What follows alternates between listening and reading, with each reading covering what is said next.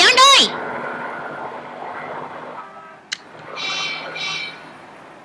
ఏంటి కాలేజీ లేదా? Class room లో గొడవ చేస్తే లెక్చరర్ మా గ్యాంగ్ ని బయటికి తోలేశాడు. మిగతా వాళ్ళు బీచ్ లో తిరుగుతున్నారు. తీసుకోండి. మన పళ్ళు ఒరిజినలేగా. గదికి వెళ్ళి చదువుకోకుండా ఇక్కడ పెట్టి వేసావేంటి? చదవాలంటే బద్ధకం కాబట్టి. బద్ధకం ఉండడం మంచిది. ఒకసారి మా ఆఫీసులో అందరికీ బద్ధకం వదిలించడానికి ఆలస్యం అమృతం విషయం అన్న బోర్డు తగిలిస్తే ఏం రియాక్షన్ వచ్చింది తెలుసా? అందరి బద్ధకం మాయమై ఉంటుంది. దాంతో మా క్యాషియర్ 25,000 రూపాయలతో పారిపోయాడు. మా సెక్రటరీ అకౌంటెంట్ తో లేచిపోయింది. 4 క్లర్కులు జీతాలు పెంచుకొని అడిగారు. ఇంతకీ నా ప్రశ్నకి సమాధానం చెప్పలేదు. మీరు ప్రశ్న అడగలేదే? ఇప్పుడు కాదు, మనం కలుసుకున్న కొత్తలో రెస్టారెంట్ అడిగారు. ఏమని అడిగారు? మనం పెళ్లి ఎప్పుడు చేసుకుంటున్నాం అని. నో అని అప్పుడే చెప్పాను కదా మాస్టారు.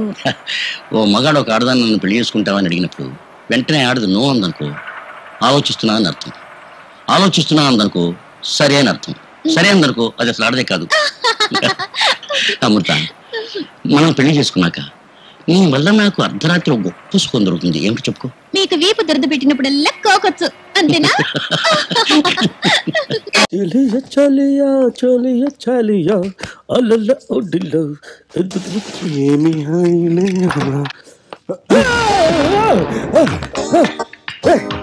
నువ్వేంటి నా పాత్రంలో?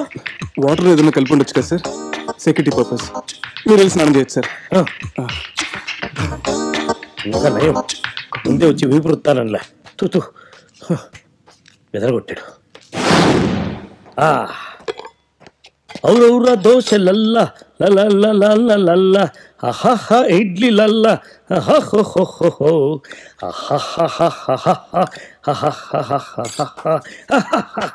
Excuse me sir. ఎస్.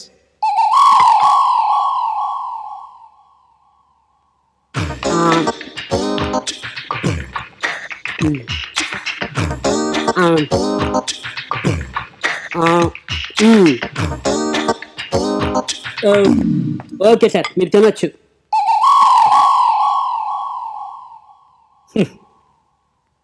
ఎక్కువ ఉద్యమం. మీరు తినంత తిని వదిలేయండి సార్.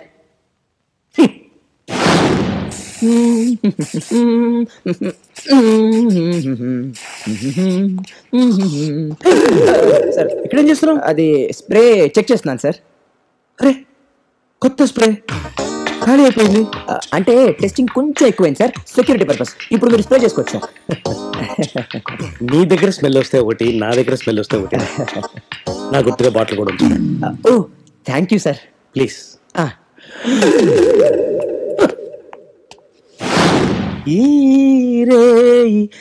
తీయనిది భూ చాలా కాలమైంది. ఇవాళ రాత్రి అమ్మా నాన్న ఆడుకుందాం. ఏ నైట్ టైంలో ఇంత స్వీట్ గా ఉంటావు, డే టైంలో ఎందుకు అంత ఫెరోషియస్ గా ఉంటావు? Excuse me sir. ఎవరు? Security sir. నీ అబ్బా, ఇక్కడ సెక్యూరిటీ ఏమిట్రా? తప్ప సార్. నేను వెయ్యక ఎప్పుడో నా పెళ్ళం మీద కాలు వేస్తాను. అందుకే సెక్యూరిటీ సార్. చీకట్లో ఎక్కడ కాలేస్తారో అని. వెళ్ళమంటారా? కొద్దిసేపు మెయింటైన్ చేస్తారా సార్?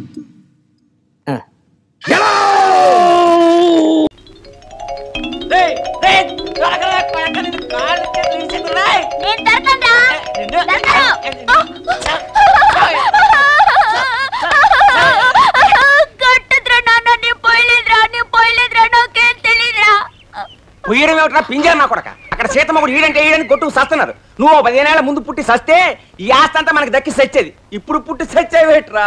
ఒరే పిచ్చినానా, అదా నీ గోల? ఇంకా నయం, సెంటు సీసాలో నేను ఒంటేళ్ళకెళ్ళినందుకు కొడుతున్నావేమో అనుకున్నాను. అమ్మ నా కొడక. అయిపోయావే. సెక్షన్ 151 ప్రకారం వారెంట్ లేకుండానే మూయించేస్తానే.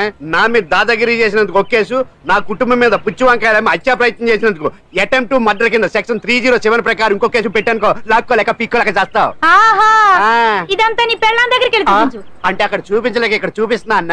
అవును, మన హరి లాయర్ కదా, ఆ విషయమే మనం మర్చిపోయాం. మనం ఏంటి ఆ విషయం ఆడే మర్చిపోయాడు. నీ మీద పరువు నష్టం వేస్తాను, ఈ కొట్టు లేకుండా చేస్తాను. నీ మీద రేప్ కేసు పెడతాను మామిడి తెలియకుండా. చూడు పండు, నువ్వు నాకు పని చేసి పెడతావా? రోడ్డు పసడి ఏమైనా చేసి పెట్టాలా? కాదు, కేసు వాదించాలి. కేసా? అవును కేసే. అది నువ్వే వాదించాలి లాయర్ హరిశ్చంద్ర. ఏది మరొక్కసారి నాకు దానికి వినిపించిన పిలవ. ఒకసారి ఏం కర్మ, 100 సార్లు పిలుస్తా. Lawyer Harishchandra, lawyer Harishchandra, lawyer Harishchandra. కోర్టులో ముద్దాయని పిలిచినట్టు పిలిచినా గాని ఎంత ఆనందంగా ఉందో. పాండు, ఈ జన్మకి ఆనందం చాలు. నన్ను లాయర్ గా గుర్తించి మొట్టమొదటిసారిగా కేసు అప్పగించిన క్లయింట్ నువ్వు. ఎంత ఫీజు ఇచ్చి నీ రుణం తీర్చుకోగలను? ఏ బిర్యానీ వండి పెట్టడం తప్ప. అది సరే, నీకు నల్ల కొట్టు ఉందా? ఒడియాల మీద కాకులు వాలకుండా అదిగో అక్కడ ఏలాడేసింది.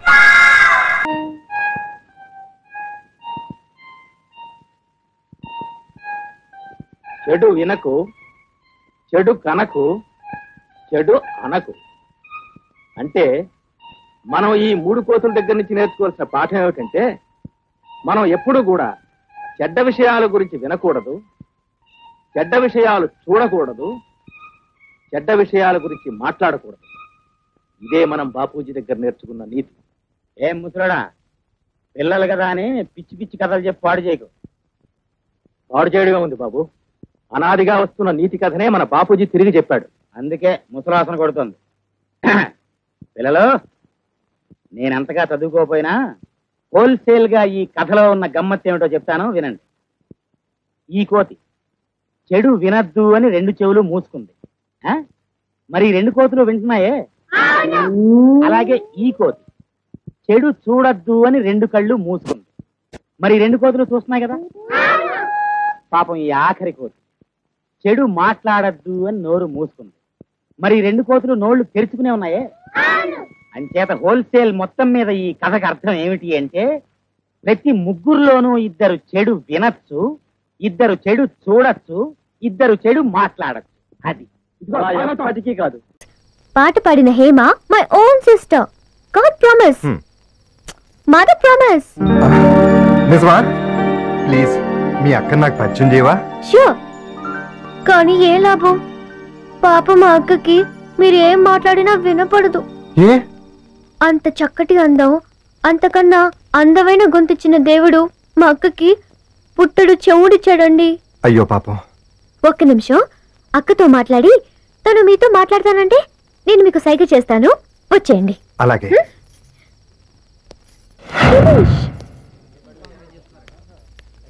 అక్క సూపర్ గా పాడవే.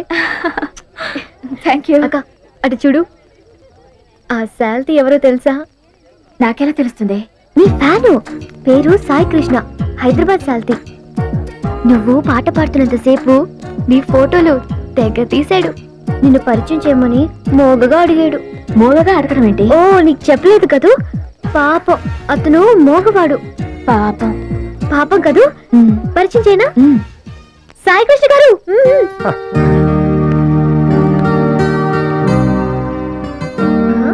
సాయి కృష్ణ గారు, దిస్ ఇస్ హేమ, మా అక్క. మీరు మాట్లాడుతూ ఉండండి. నాకు మీ పాట అంటే చాలా ఇష్టం. ఎప్పుడు మీ పాటే వింటూ ఉంటాను. మిమ్మల్ని ఇలా కలుసుకోవటం నాకు చాలా సంతోషంగా ఉంది. చాలా థ్యాంక్స్ అండి. మీరు మాట్లాడలేకపోవడం నాకు చాలా బాధగా ఉంది.